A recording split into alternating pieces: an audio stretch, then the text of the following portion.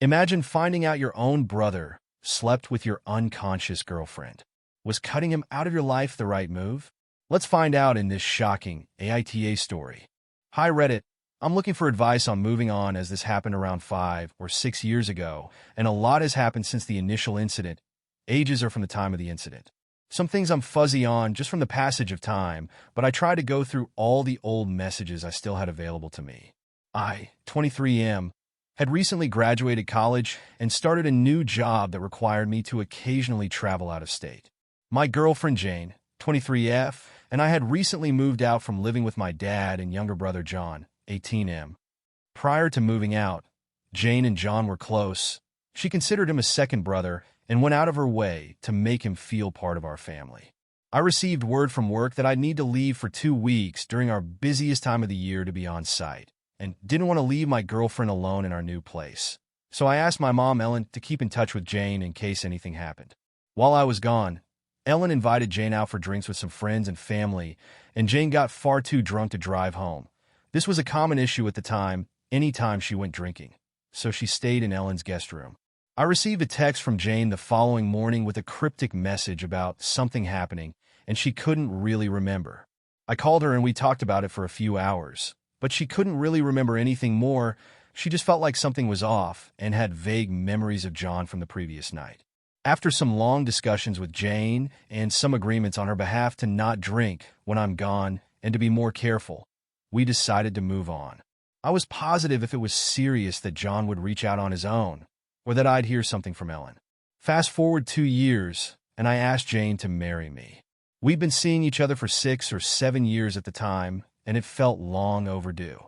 We planned the date for a bit less than a year out and planned to keep it on the smaller side. We talked for a while about plans and sent out invitations. John was planned to be one of the groomsmen, as we'd been a bit estranged since we moved out and since whatever happened during the incident, and it felt like a nice gesture to bury the hatchet. Over the next 2 or so months, apparently some discussions happened in the background that I wasn't privy to, and I got a call from my mom, Ellen. She wanted to speak with me alone, and I set up a time to meet up with her. She said that she'd spoken to a few people and felt like I needed to know something. She essentially brought up the incident and asked me if I knew about it, although she didn't really go into detail. I told her we'd had an extensive discussion about it the morning after it happened, but she wasn't ever able to give me any details. Ellen then told me that from the people she'd spoken to, John and Jane had sex in her guest room that night.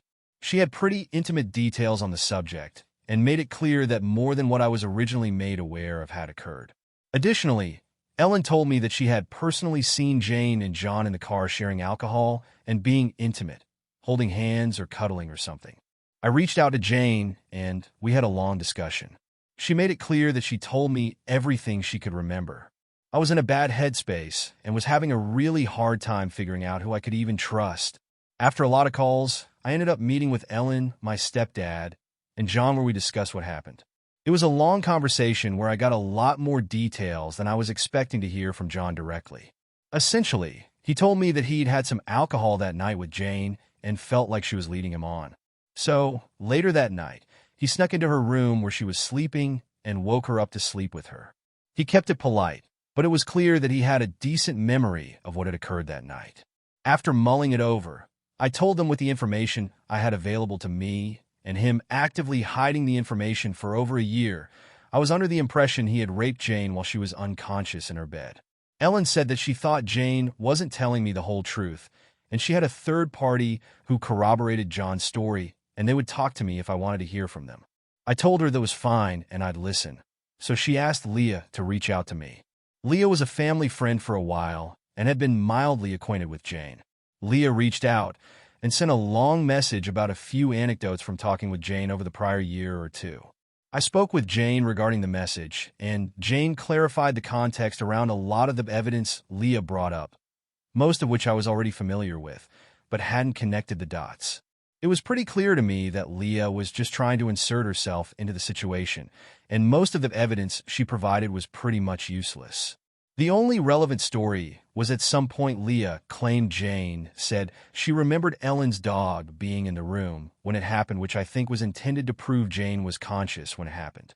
I don't remember exactly what the explanation was, But the initial claim made absolutely no sense in context of everything else I had already been told from both Jane and John. Leah later deleted this message. After some further discussions, I made the decision to trust Jane. It seemed like the only logical choice at the time, and I still stand by the choice today. She was the only one who made an effort over the last year or two to fix the problem she caused, made actual lifestyle changes to prevent it from happening again, and had put an effort to build trust back in the relationship.